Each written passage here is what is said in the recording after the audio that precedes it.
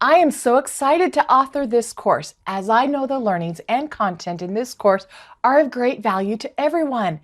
It might seem that in our technology-infused world that the ability to be connected 24/7 should be helping us to better achieve a positive work-life balance, but the opposite is actually more true.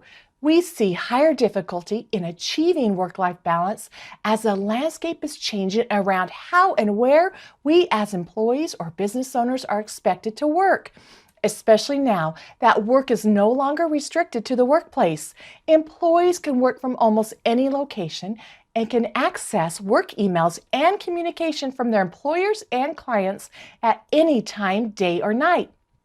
This then interferes with our ability to define where work begins and where work ends in any given day.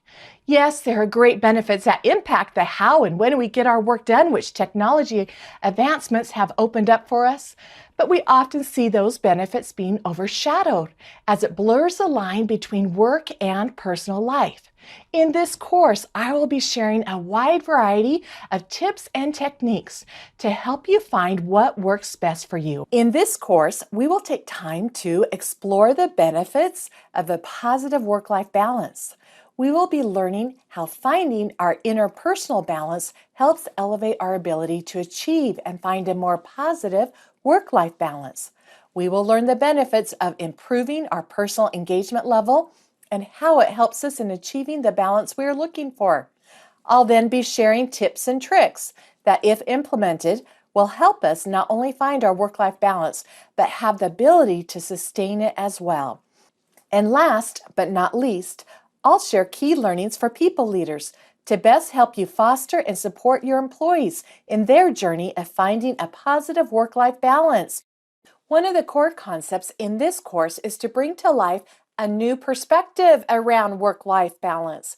This new perspective isn't necessarily new, but perhaps new in its association with the concept of work and life balance. I'm going to share this concept through a short analogy, a childhood experience of mine that years later helped me understand where and how to find balance during a time of personal life chaos. Do you remember as a child trying to balance on the play yard toy, the teeter-totter?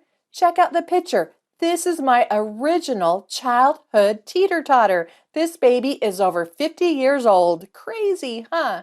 Still sitting in my sister's backyard and being used by her grandkids. Now back to my story.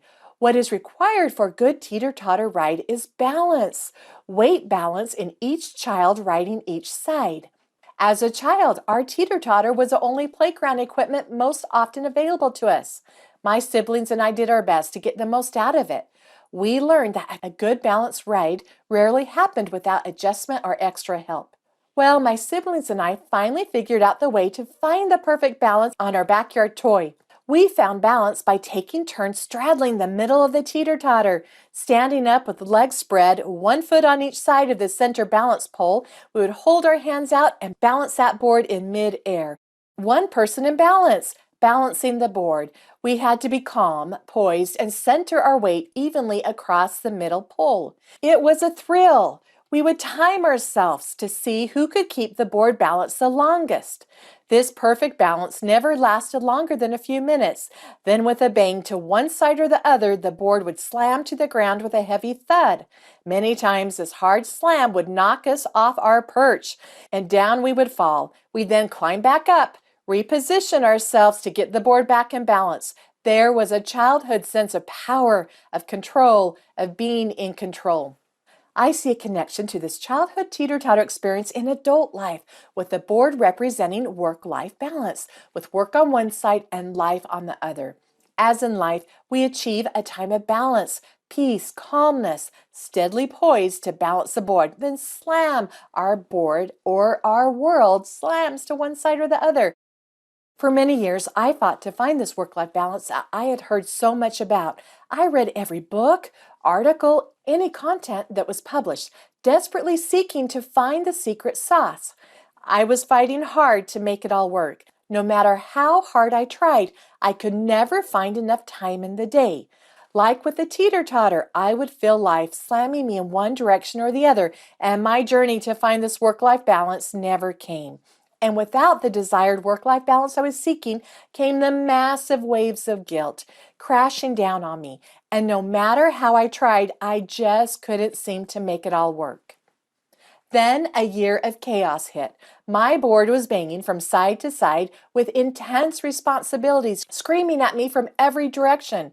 I'd get knocked off my perch, have to climb back on, hang on tight, waiting for the next crash, wondering which side it would come from.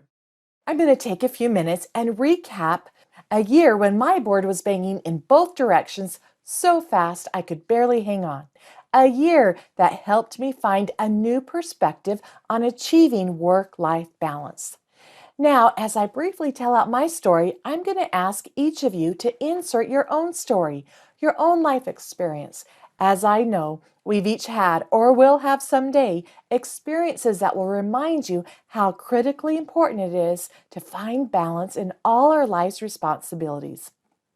My year that I've dubbed as a year of chaos started out with my husband and I both launching into new careers, pretty high-level careers that required intense travel from both of us. Our oldest daughter was off to college. Our second daughter would soon be graduating high school and leaving for college, and that would leave us with one daughter at home and empty bedrooms. A home with empty bedrooms and so many children in need had our hearts following a path to help others. This desire of ours led us on a path that brought 3 boys into our home, all who became our sons through adoption later that year, a 14-year-old, a 9-year-old, and a 4-month-old. Shortly into this year of chaos, our oldest daughter announced she was engaged and planned to marry by the end of summer. So now a wedding to plan. During this year, I was serving in a position of leadership for our church. I, along with others, oversaw 9 different groups of teenage girls. This responsibility included weekly activities and large summer camps. More busyness taking place during my year of chaos. Now get this one. Earlier in the year, I found a site that said, "Do it yourself, in-ground swimming pool project." It even came with a claimer stating that this do-it-yourself project could be completed in less than a week. Remember, not everything you read on the internet is true. Our week-long project ended up taking 6 months. And yep, every disaster that could hit a do-it-yourself project hit us. We over-excavated, had to rebuild foundation walls, retaining walls were set and sunk, groundwater was hit, which created a well of water in the middle of our backyard. Now you may be rolling your eyes and thinking, this may not all seem as intense as I'm making it out to be.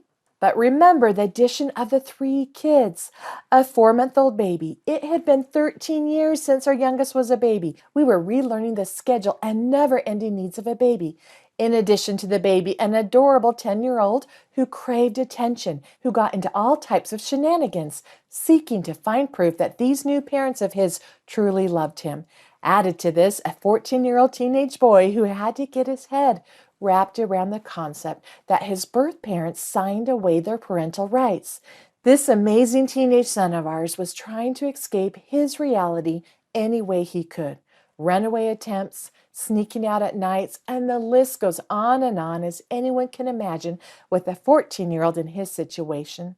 So on top of starting new careers, doubling our family size from 3 to 6 kids, community youth responsibilities, a major do-it-yourself project, planning a wedding, helping our second daughter prepare for high school graduation and then send her off to college, and then making time for our 13-year-old daughter, time she desperately needed as she was learning to adapt to love these 3 additional brothers who literally moved into her personal space overnight. I just shared my year of chaos, the year that put me over the top. Now, take a few minutes and reflect on your own life experiences. Think of a time when you felt life was churning so fast that you were just trying to survive and get through a day at a time. Now, remember the stress, the anxiety, the chaos. We've all had these times. These are the times when we realize we need help, when we recognize that something has to change. My year of chaos was a year I finally got it. The year I gained a new perspective and finally learned how to first find and then sustain a positive work-life balance. With this experience, I learned that I was the one who had to be in balance first before I could find work-life balance. I had to find my own Inner balance. The focus and the work had to begin with me.